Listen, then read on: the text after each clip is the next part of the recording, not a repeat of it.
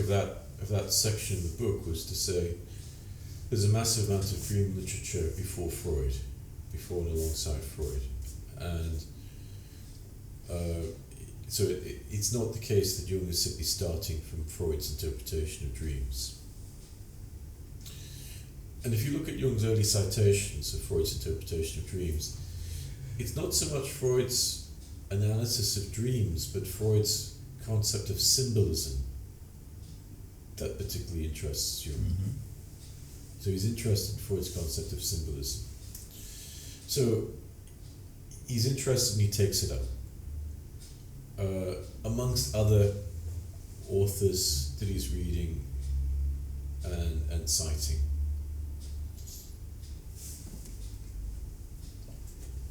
So one finds in Jung's early works, there are more citations of Theodore Flournoy or Pierre Janet than Freud.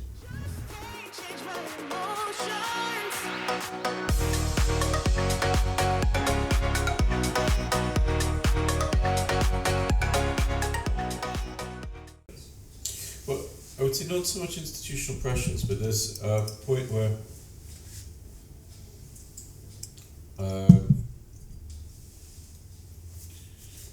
Jung states on several occasions when he met Freud, Freud was 19 years older than him.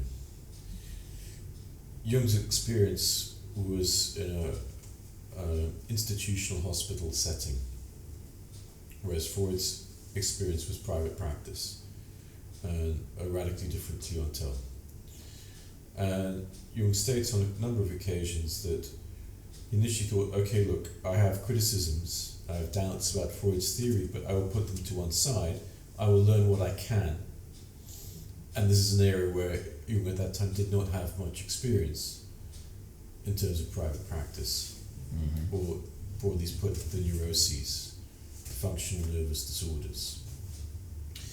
So, and Jung does that in the sense, if you look at criticisms or doubts that he expresses in Psychology of Dementia Precox concerning things like psychic energy and so forth, he maintains that.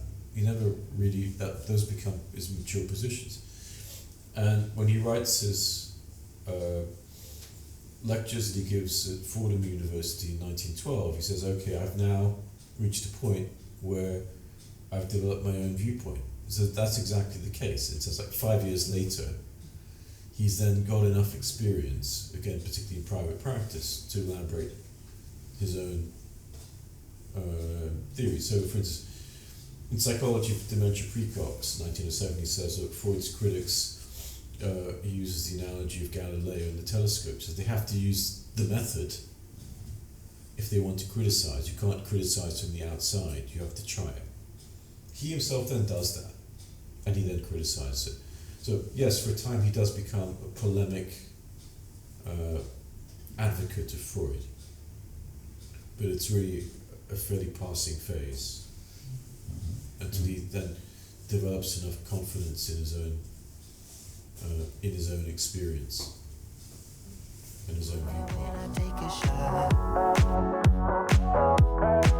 I'll be the center of attention like I was some kind of astronaut.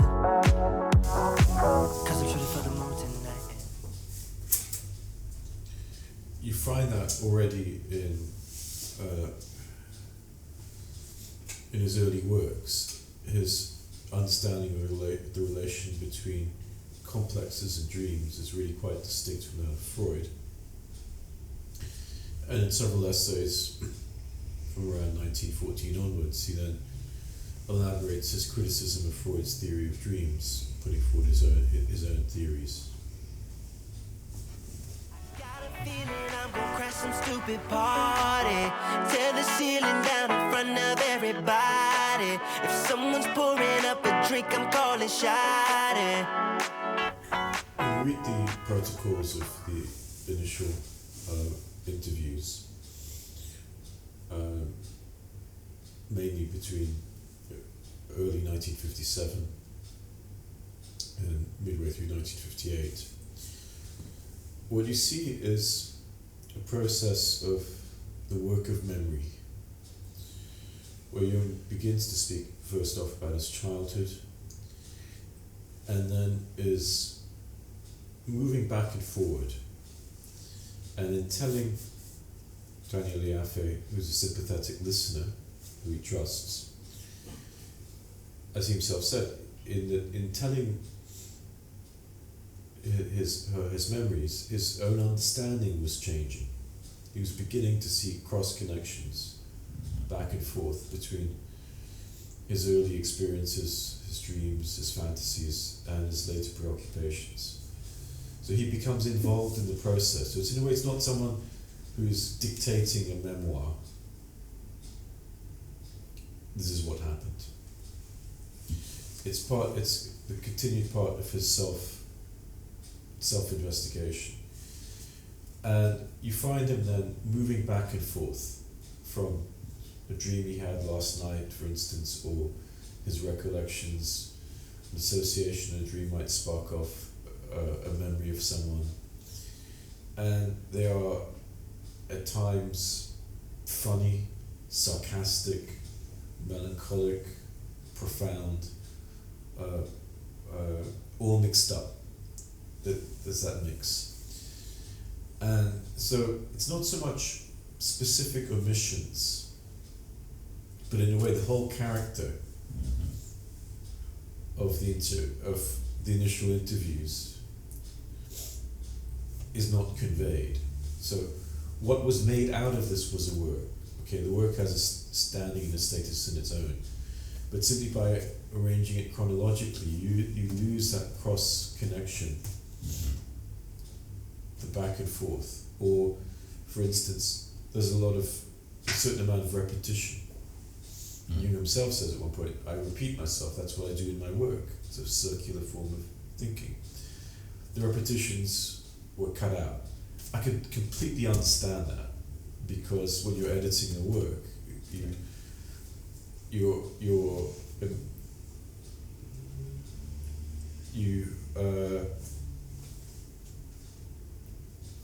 want to present something that is clear and easy to understand without repetitions.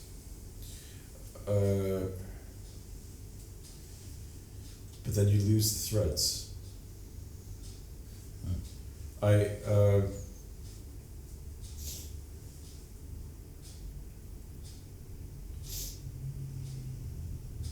And so, in a way, it's the whole that's what's lost.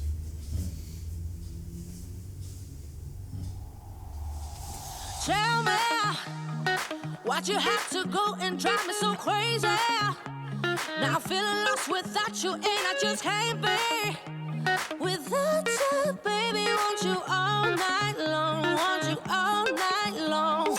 Tell me why'd you have to go and drive me so crazy? Now I'm feeling lost without you, and I just can't